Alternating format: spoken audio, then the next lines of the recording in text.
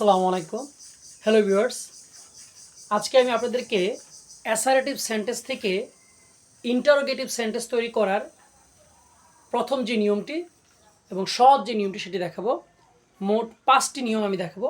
তো এই প্রথম ভিডিওতে আমি শুধু প্রথম নিয়মটা দেখাবো। খুব মনোযোগ সহকারে দেখবেন। আমার বিশ্বাস যে আপনারা মনোযোগ সহকারে যদি দেখেন তাহলে নিয়মটা বুঝতে পারবেন এবং এক্সাম্পলগুলো বুঝতে পারবেন। Assertive sentence to interrogative sentence.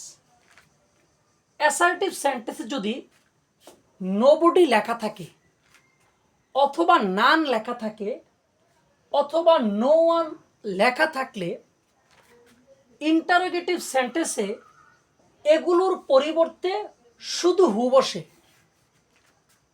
এবং বাক্যের শেষে প্রশ্নবোধক চিহ্ন বসে। মানে একদম সহজ কথা বলি, যদি অ্যাসার্টিভ সেন্টেন্সে নোবডি থাকে আপনি ইন্টারোগেটিভ সেন্টেন্স তৈরি করার সময় এই নোবডির শব্দটার জায়গাতে হু বসাই দিবেন, বাকি যা আছে সব ঠিক থাকবে। অথবা অ্যাসার্টিভ সেন্টেন্স যদি নান থাকে তাহলে ইন্টারোগেটিভ সেন্টেন্স তৈরি করার সময় এই নানের পরিবর্তে হু বসিয়ে দিবেন, বাকি সব ঠিক থাকবে। অথবা অ্যাসার্টিভ সেন্টেন্স যদি নো ওয়ান লেখা থাকে ইন্টারোগেটিভ সেন্টেন্সের সময় এই নো ওয়ানের পরিবর্তে আপনি শুধু হু বসিয়ে দিবেন এবং বাকি সব ঠিক থাকবে। এবং ইন্টারোগেটিভ সেন্টেন্স মানে হচ্ছে বাক্যের শেষে একটি প্রশ্নবোধক চিহ্ন বসবে। উদাহরণের মধ্যে আমি দেখা দিচ্ছি। ধরেন এরকম একটা প্রশ্ন আসলো, নোবডি রেসপেক্টস হিম। আপনাকে বললো যে এটাকে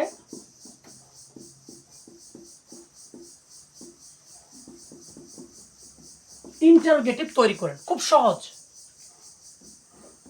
যদি কোনো সেন্টেন্সকে ইন্টারোগেটিভ সেন্টেন্স তৈরি করতে বলে আর ওই সেন্টেন্সটার প্রথমে নোবডি থাকে, আপনি ইন্টারোগেটিভ সেন্টেন্স তৈরি করার সময় এই নোবডির পরিবর্তে বসাই দিবেন হু।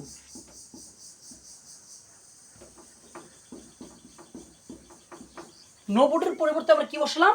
হু। বাকি যেটা আছে সব ঠিক থাকবে। রেসপেক্টস আর হিমের হিম। খেয়াল করেন, নোবডি কোনো সেন্টেন্সে যদি নোবডি থাকে আর ওই সেন্টেন্সটাকে যদি বলে ইন্টারোগেটিভ করেন তাহলে আপনি কি করবেন? এই নোবডির জায়গাতে হু বসাই দিবেন, বাকি যা আছে রেসপেক্টসের রেসপেক্টস ঠিক থাকবে, হিমের হিম ঠিক থাকবে। আর ইন্টারোগেটিভ সেন্টেন্স মানে বাক্যের শেষে একটি প্রশ্নবোধক চিহ্ন বসবে। খুবই সহজ। এবার আরেকটা সেন্টেন্স দেখাচ্ছি। No one can deny its necessity. No one can deny its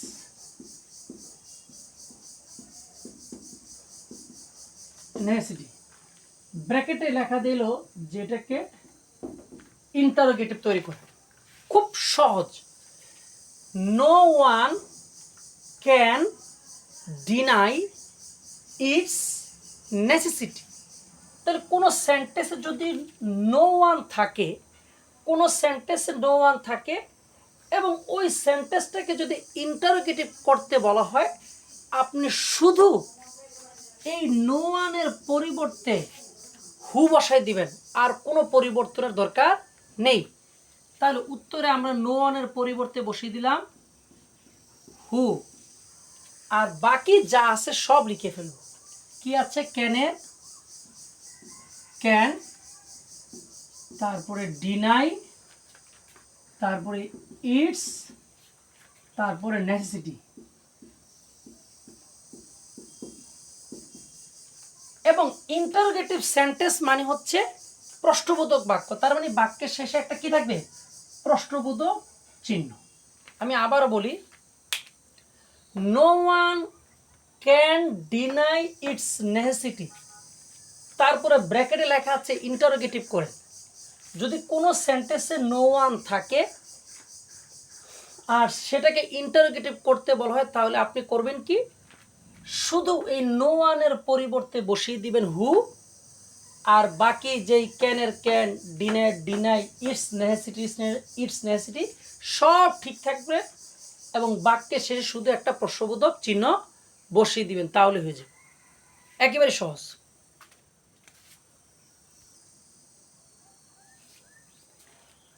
আরেকটা এক্সাম্পল আপনাদেরকে দেখাচ্ছি। None can solve the problem. তাহলে বাক্যটার প্রথমে নান লেখা আছে এবং বলা হয়েছে বাক্যটাকে ইন্টারোগেটিভ করতে হবে। স্পষ্ট কথা, বাক্যটার কোনো বাক্যে যদি নোবডি থাকে, নান থাকে অথবা নো ওয়ান থাকে আর সেই বাক্যটাকে ইন্টারোগেটিভ করতে বলে, তাহলে আপনি নোবডি থাকলে নোবডির পরিবর্তে বসিয়ে দিবেন হু, নান থাকলে নানের পরিবর্তে হু, নো ওয়ান থাকলে নো ওয়ানের পরিবর্তে হু, আর কোনো পরিবর্তন নেই। তাহলে এই সেন্টেন্সটার মধ্যে নান আছে, এই নানের পরিবর্তে আপনি কি বসিয়ে দিবেন? হু। নানের পরিবর্তে হু।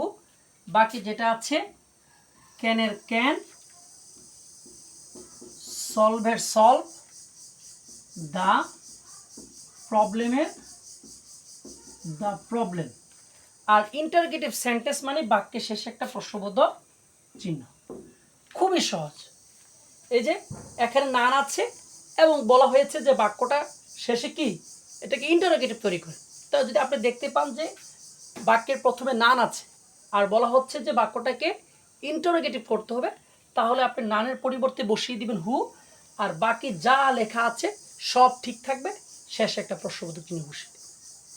তাহলে আমি আশা করি যে আপনারা যদি নিয়মটা লিখেন এবং উদাহরণগুলো লিখেন, ইনশাল্লাহ এই নিয়মটা বুঝতে পারবেন এবং পরীক্ষায় যদি চলে আসে এই নিয়ম থেকে, ইনশাল্লাহ আপনারা এই নিয়ম থেকে উত্তরটা দিতে পারবেন। ধন্যবাদ সবাইকে।